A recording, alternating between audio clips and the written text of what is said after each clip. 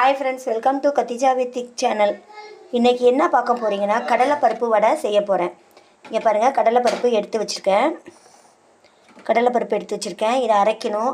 அரைச்சதுக்கப்புறம் உங்களுக்கு காமிக்கிறேன். இதுக்கு என்னென்ன பொருள் தேவைன்னு பாருங்கள். பெரிய வெங்காயம் குறுக்கு வாக்கில் நறுக்கி வைக்கணுங்க. இப்படி பொடி பொடியாக நறுக்கி வைக்கணும். அப்புறம் பச்சை மிளகா தேவையான அளவு, உங்களுக்கு காரம் நிறையா தேவைப்பட்டால் போட்டுக்கோங்க, இல்லை கம்மியாக போட்டுக்கோங்க. அதுக்கப்புறம் கருவேப்பிலை. நான் இஞ்சி பூண்டு பேஸ்ட்டு வச்சுருக்கிறேன், அதனால் இஞ்சி பூண்டு பேஸ்ட்டு. அதுக்கப்புறம் நாட்டு கொத்தமல்லி எங்களுக்கு கிடச்சிச்சு. நாட்டு கொத்தமல்லி போட்டு நீங்கள் வடை செஞ்சீங்கன்னு வச்சுக்கோங்களேன், ரொம்ப ரொம்ப டேஸ்ட்டாக இருக்கும். அது வச்சுருக்கிறேன். வாங்க அரைச்சிட்டு எப்படி செய்கிறதுங்கிறத நான் காமிக்கிறேன். என்றைக்கு குறந்தாங்க அரைக்கணும், ரொம்ப நைஸாக அரைச்சிடாதீங்க. நைஸாக அரைச்சிங்கன்னா நல்லா இருக்காது. தேவையான அளவு உப்பு சேர்த்துக்கோங்க. வடைக்கு பாருங்கள், இந்த மாதிரி குறந்தா அரைக்கணும். நைஸாக மட்டும் அரைச்சிடாதீங்க. நைஸாக அரைச்சா வளவலன்னு இருக்கும், நல்லா இருக்காது. குறப்பாக அரைச்சிக்கோங்க. தேவையான அளவு உப்பு சேர்த்துக்கோங்க. இந்த மாதிரி ஒருக்கா செஞ்சு பாருங்கள், ரொம்ப ரொம்ப டேஸ்ட்டாக இருக்கும். அப்புறம் பெரிய வெங்காயம்,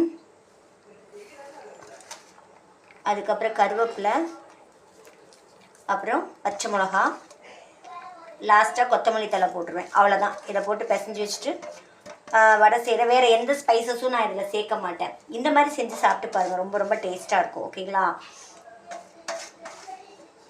கொத்தமல்லி தழை போடணும். அவ்வளோதான். செஞ்சு நான் வடை செஞ்சு உங்களுக்கு காமிக்கிறேன். இங்கே பாருங்கள், எல்லாத்தையும் கலந்து எல்லாம் ஒன்றா வச்சுட்டேன். பார்த்தீங்களா?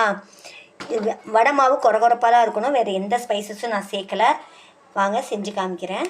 இங்கே பாருங்கள், மொறுன்னு கடலைப்பருப்பு வடை ரெடி ஆயிடுச்சு. இந்த பதத்தில் தான் எடுக்கணும், முன்னாடியே எடுத்துடாதீங்க. வெள்ளையாக இருந்தால் நல்லா இருக்காது. பாருங்கள், கிறிஸ்பியாக வந்திருக்கு, நல்லா மொறுன்னு இருக்குது.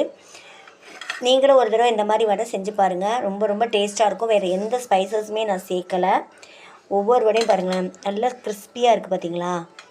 ஓகே ஃப்ரெண்ட்ஸ், இங்கே பாருங்கள், கடலைப்பருப்பு வடை செஞ்சதுக்கப்புறம் நாங்கள் இந்த மாதிரி தான் செஞ்சு சாப்பிடுவோம். இந்த வடையை இப்படி பிச்சு போட்டுருங்க.